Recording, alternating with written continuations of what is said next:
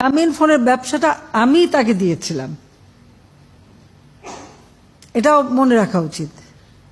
গ্রামীণ ফোনের ব্যবসাটা তাকে আমি দিয়েছিলাম, কারণ গ্রামীণ ব্যাংক তার আমলে প্রায় ক্লাবস করে যাচ্ছিল।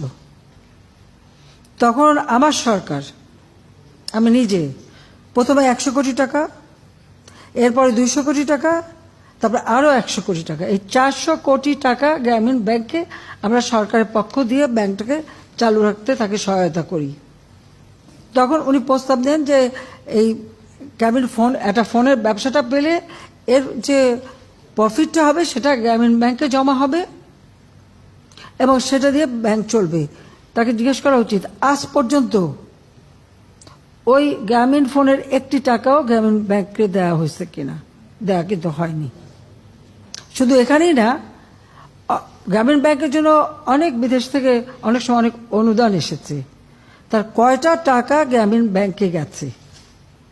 প্রতিটি সময় ওটা দিয়ে নতুন একটা ব্যবসা খুলে নিয়ে গেছে, ব্যবসা করেছেন, কিন্তু কোনো ট্যাক্সই দেননি। এবং সে যে ট্যাক্স ফাঁকি দিয়েছে এটা তো তার নিজেই প্রমাণ করেছেন। কারণ তার বিরুদ্ধে যখনই মামলা হয়েছে, এটা বিদেশের নিয়ম আছে, যখনই মামলা হয়েছে তখন তিনি কিছু টাকা শোধ দিয়ে বসে আছে। তো যখনই কিছু টাকা শোধ দিল তো প্রমাণ হয়ে গেল যে সে ট্যাক্স ফাঁকি দেয়। এমনকি ওই টেলিনর মানে গ্রামীণ ফোন, সেখান থেকেও কয়েক দফা তার কাছ থেকে এভাবে টাকা আদায় করা হয়েছে। আর লেবারদের যে ওয়েলফেয়ার ফান্ডের টাকা দেয়নি 2006 সাল থেকে একটি পয়সাও দেয়নি। তখন লেবাররা মামলা করছে, মামলা কিন্তু সরকার করেনি। লেবাররা লেবার কোর্টে মামলা করছে, সেই মামলায় সে শাস্তি পেয়েছে। এখানে আমার কি দোষ? বরং আজকে তিনি যে উঠেছেন সেখানে সবথেকে বেশি সহযোগিতা তো আমি করেছিলাম। তার micro credit summit, micro credit internationally খুব গ্রহণযোগ্য ছিল না।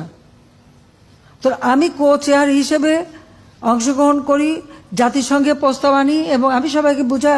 কারণ আমি ভাবতাম যে এটার মধ্যে খুব ভালো, মানুষের খুব দারিদ্র্যমুক্ত করে। কিন্তু ধীরে ধীরে পরবর্তীতে আমরা দেখলাম যে এটা দারিদ্র্যমুক্ত না, এটা দারিদ্র্য লালন পালন করে। আর ওই গরিব মানুষগুলি দিন রাত কাজ করার পর যে উচ্চ হারে সুদ দিতে হয়,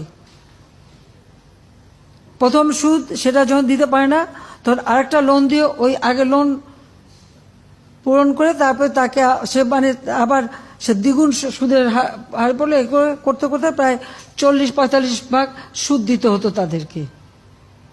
অনেকে এমনকি যশোরে যে একটা এলাকায় হিলারি ক্লিন্টনকে নিয়ে যে সমস্ত পরিবারকে মাইক্রো ক্রেডিট দিয়েছিল, সে পরিবারগুলি কোথায় এখন? খোঁজ করেন। জমি জমা সব বেঁচে দিয়ে ওখান থেকে তারা পালিয়ে যেতে বাধ্য হয়, অনেকে আত্মহত্যা করেছে এই সুদের চাপে। নগদের কাছে সব